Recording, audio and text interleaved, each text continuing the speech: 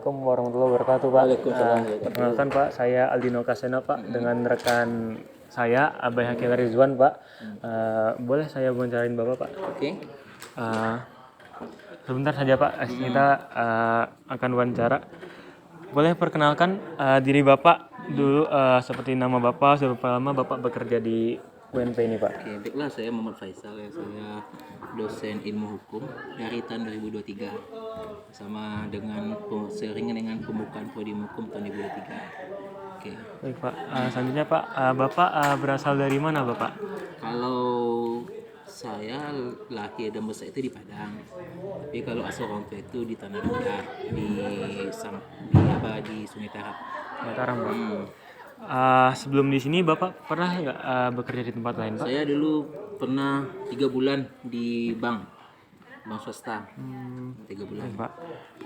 Bagaimana perjalanan Bapak sampai bekerja di kampus ini Pak? Ada yang merekomendasikan atau memang Bapak yang melamar sendiri ke kampus ini Pak? Dulu waktu awal mula di sini, awal rencana bukanya prodi ilmu hukum, pihak WNP itu ada seperti kerjasama dengan UNAN. Lalu untuk merekomendasikan lulusan UNAN untuk bertes untuk jadi dosen di sini. Ya, jadi saya salah satu yang dapat rekomendasi dari kampus UNAN. Gitu. Walaupun rekomendasinya hanya lisan ya, tidak tertulis. Baik Pak. Kalau boleh tahu Pak, Bapak dalam kesehariannya itu bekerja dari jam berapa sampai jam berapa Bapak saya bekerja Pak? Kalau di kampus itu seperti biasa kan, seperti aturan kampus jam 8 sampai jam 4 pagi sampai jam 4 sore. Kalau di kampus. Tapi kalau kerja sebagai dosen itu nggak ada waktu ya. Kadang tengah malam itu masih buat tulisan, masih buat bahan kuliah, masih meriksa tugas mahasiswa. Jadi kalau di kampus itu cuman jam 8 sampai jam 4. Tapi kalau bekerja sebagai dosen itu 24 jam 7 hari. Ya, Pak. Apa saja yang biasanya Bapak lakukan dari pagi sampai selesai Bapak bekerja di sore hari Pak? Yang dari pagi? Dari awal Bapak bekerja di pagi hari hingga selesai bekerja di sore hari Pak? Kalau kita biasa itu mengajar. Lalu administrasi program studi, misalnya rapat di prodi atau ada sesuatu yang dibahas untuk perkembangan prodi atau rencana prodi ke depannya. Lalu jika ada senggang membuat bahan kuliah dan meriksa tugas mahasiswa. Baik Pak. Selanjutnya Pak, selama Bapak bekerja di UNP Pak sebagai dosen, tantangan terbesar apa yang pernah Bapak hadapi Pak? Tantangan terbesar di sini sebagai dosen kalau tantangan sih tidak ada kayaknya tantangannya, tapi terkadang melawan diri untuk melakukan tugas saja. Terkadang ada rasa malas mahasiswa biasa ya. Itu aja sih. Iya Pak. Terus pada umumnya aja sih. Selanjutnya Pak, bagaimana hubungan Bapak dengan mahasiswa di UNP ini Pak? Apakah akrab atau lebih ke profesional saja Pak? Kalau di hubungan dosen mahasiswa itu siogianya akrab, keakraban siogianya terbangun, tapi dengan adanya batas-batas antara mahasiswa dan dosen. Karena bagaimanapun mahasiswa itu posisinya tidak sama, tapi kita harus saling hormat menghormati. Baik Pak. Selanjutnya Pak, menurut Bapak hal apa yang paling penting dalam pekerjaan yang Bapak lakukan saat ini Pak, yang harus selalu dijaga oleh Bapak? Satu, integritas profesionalitas terus dijaga, walaupun karena dunia kampus itu kedua hal tadi merupakan sesuatu yang dianggap penting dan penting yang wajib dijunjung tinggi oleh semua sivitas akademika, integritas, profesionalitas. Tapi itu kan di dunia kampus. Kalau di luar tentu mahasiswa pun kalau di luar bisa kita anggap sebagai teman, tapi kalau kampus kan tidak seperti itu. Baik Pak. Kalau Bapak diminta menggambarkan pekerjaan Bapak dalam satu kata, kira-kira kata apa yang akan Bapak pilih dan kenapa Bapak pilih kata tersebut Pak? Ya kata apa ya? Saya pun bingung kalau kata ini. Kata berarti ya? Iya Pak. Kata kan satu kata itu ya? Ya mungkin 2 kata boleh Pak. Naik lagi kayak ini 2 kata lagi ya? Kalau kata sebagai dosen itu kalau kata saya nggak bisa membuat kata satu kata, nggak bisa kan ya. Tapi sebagai dosen itu kita memiliki tanggung jawab ya. Tanggung jawab apa? Satu, supaya lulusan Prodi Hukum itu memang orang yang memiliki kompetensi dan siap menjadi manusia setelah tamat di sini. Bukan lulu menjadi pekerja ya. Karena kalau kuliah hanya untuk bekerja itu sudah rugi saudara ya. Baik Pak. Kalau kuliah hanya untuk dapat pekerjaan itu rugi. Tapi kalau kuliah mendapatkan ilmu pengetahuan ya, menjadi manusia yang lebih baik, disitulah bonusnya. Baik Pak. Mungkin itu saja dari kami Pak. Ada nggak Bapak ingin menanyakan pada kami sesuatu Pak? Apa? Misal Bapak ingin menanyakan pada kami tentang sebagai mahasiswa di sini atau apa Pak? Ya oke lah. Bagaimana sudah memandang mahasiswa, tanggung jawab mahasiswa dalam banyak mahasiswa itu tidak hanya di akademik dan akademik. Bagaimana pandangan saudara mengenai tanggung jawab mahasiswa?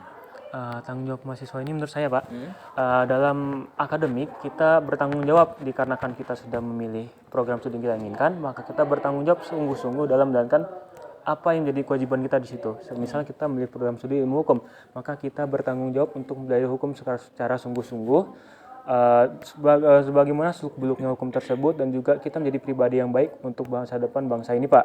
Dan juga dalam non akademiknya itu ada beberapa hal tanggung jawab yang kita lakukan Pak sebagai layaknya manusia yang hidup Pak. Seperti kita berbakti pada orang tua, kita melaksanakan kehidupan sehari-hari. Tentu saja kita harus berdasarkan hukum yang ada di Indonesia Pak, tidak melanggar juga. Dan bagi kita bangsa Indonesia juga, kita juga harus selalu menjunjung tinggi Pak untuk kesetiaan pada bangsa dan juga rasa nasionalisme kita Pak. Jadi dalam keseharian kita bisa bertindak bagaimana kita inginkan, tetapi tidak melampaui batas, dan juga kita harus selalu meluangkan kreativitas yang lebih Pak untuk karena bangsa yang besar itu ada karena orang-orang dalamnya, pemuda-pemuda dalamnya itu berkreativitas Pak. Menurut saya Pak. Cukup aja. Lagi? Baik Pak, sudah cukup Pak. Terima kasih ya Pak. Oke, sip. Assalamualaikum warahmatullahi wabarakatuh. Perkenalkan, nama saya B. Hakil Rizwan dengan NIM 24369047. Dalam tugas kali ini, dalam video kali ini, kami telah melakukan wawancara dengan salah satu sivitas akademika, yang mana pewawancaranya saya sendiri itu adalah rekan sekelompok saya, yaitu Aldino Kasena. Dan salah satu sivitas akademika yang kami wawancarai adalah Muhammad Faisal, Bapak Muhammad Faisal, yang merupakan dosen di Fakultas Ilmu Sosial Program Studi Ilmu Hukum Universitas Negeri Padang. Nah, wawancara dilakukan secara langsung dengan suasana yang tentunya santai, namun tetap sopan, dan ketika saat itu wawancara dilakukan setelah kegiatan seminar berlangsung di aula FIS Labor, di aula Labor FIS UNP. Topik yang dibahas tuh lumayan luas dan juga mulai dari pengalaman kerja Bapak itu dan juga keseharian sebagai dosen, tantangan yang dihadapi Pak Faisal sebagai dosen selama ini apa, dan ya kira-kira seperti itu gambaran besar dari pertanyaan yang kami berikan. Kalau kita lihat dari proses komunikasinya, komunikasi yang terjadi termasuk komunikasi interpersonal. Kenapa? Karena ini dilakukan secara tatap muka, adanya interaksi langsung, dan terjadi komunikasi dua arah antara pewawancara dan juga narasumber.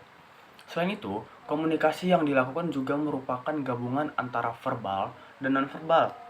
Karena nggak cuma kata-kata yang digunakan, tapi juga ada ekspresi wajah seperti kontak mata dan juga tersenyum ketika ada sedikit candaan dan juga gestur tubuh. Dari segi etika komunikasi, secara umum ini sudah berjalan cukup baik. Pewawancara juga menggunakan bahasa yang sopan, tidak memotong pembicaraan dari narasumber, dan juga memberikan kesempatan kepada narasumber untuk menjawab secara lengkap. Nah, hal ini juga menunjukkan adanya sikap menghargai lawan bicara, yang dimana tentunya apalagi wawancara tersebut adalah seorang dosen. Dan juga itu merupakan salah satu prinsip penting dalam komunikasi. Namun dalam proses wawancara tentu ada beberapa problem. Salah satunya adalah problem psikologis, seperti terlihat sekali dari gestur tubuh pewawancara itu terlihat sedikit gugup, ada rasa gugup dari pewawancara. Selain itu ada juga kemungkinan perbedaan cara berpikir antara mahasiswa dan dosen, sehingga kadang perlu penyesuaian dalam memahami jawaban yang diberikan, dan tentunya itu sebuah hal yang normal di mana perbedaan pemikiran itu tidak selalu buruk. Faktor lingkungan seperti suara sekitar juga bisa menjadi gangguan kecil dalam komunikasi, yang dimana apalagi wawancara tersebut dilakukan setelah kegiatan umum dilakukan. Kalau kita lihat secara keseluruhan, komunikasi yang terjadi sudah cukup efektif. Kenapa? Hal ini karena pesan yang disampaikan itu tersampaikan dengan baik, dipahami dengan baik, terjadi interaksi dua arah dan tidak ada miskomunikasi yang benar-benar berarti. Walaupun begitu memang masih ada beberapa hal yang bisa kita tingkatkan. Misalnya tidak terlalu kaku, seperti menggali jawaban lebih dalam dan meningkatkan kepercayaan diri saat bertanya, tentunya itu paling penting. Selanjutnya dari sisi keterampilan mendengarkan aktif, wawancara juga sudah menunjukkan beberapa aspek penting. Misalnya memberikan perhatian penuh ketika berbicara, pewawancara itu hanya memberikan perhatian penuh kepada narasumber itu, menjaga kontak mata juga seperti itu, serta memberikan respon sederhana seperti tertawa, tersenyum, mengangguk, mengatakan iya, baik, dan juga ini menunjukkan bahwa pewawancara berusaha untuk benar-benar meningkatkan kepercayaan diri saat bertanya. Selanjutnya, selanjutnya ada beberapa hambatan dalam mendengarkan, seperti fokus yang kadang terbagi karena ada distraksi dari luar, atau terbagi karena memikirkan pertanyaan berikutnya tuh apa dan juga harus seperti apa dijawab sedikit gugup. Hal ini juga bisa membuat pemahaman terhadap jawaban narasumber itu jadi kurang maksimal. Untuk kedepannya, keterampilan mendengarkan aktif masih bisa ditingkatkan, jelas. Misalnya dengan lebih fokus pada jawaban narasumber, dengan menggali lebih dalam juga, tidak terburu-buru menyiapkan pertanyaan selanjutnya, sedikit basa-basi yang tidak basi tentunya, dan juga melakukan klarifikasi atau mengulang inti jawaban agar komunikasi itu menjadi lebih dalam. Menariknya di akhir wawancara, narasumber juga memberikan pertanyaan balik kepada wawancara, yaitu terkait keseimbangan antara akademik dan non-akademik sang pewawancara. Hal ini nunjukin juga bahwa komunikasi yang terjadi itu benar-benar dua arah. Yang bertanya bukan cuma sekedar si pewawancara, tapi narasumber juga ikut bertanya. Terjadi pertukaran pikiran, peran antara yang bertanya dan yang menjawab. Jadi ini bisa jadi salah satu indikator bahwa komunikasi yang dilakukan cukup hidup dan interaktif. Sebagai sedikit kesimpulan, wawancara yang dilakukan itu sudah cukup atau mungkin kekurang. Mencerminkan komunikasi interpersonal yang baik dengan penerapan etika komunikasi dan keterampilan mendengarkan aktif. Ya, tentunya masih ada beberapa aspek yang bisa ditingkatkan, mungkin ada kesalahan yang tidak kami sadari, namun ini bisa ditingkatkan agar komunikasi menjadi lebih efektif ke depannya. Saya BH Rizwan, terima kasih.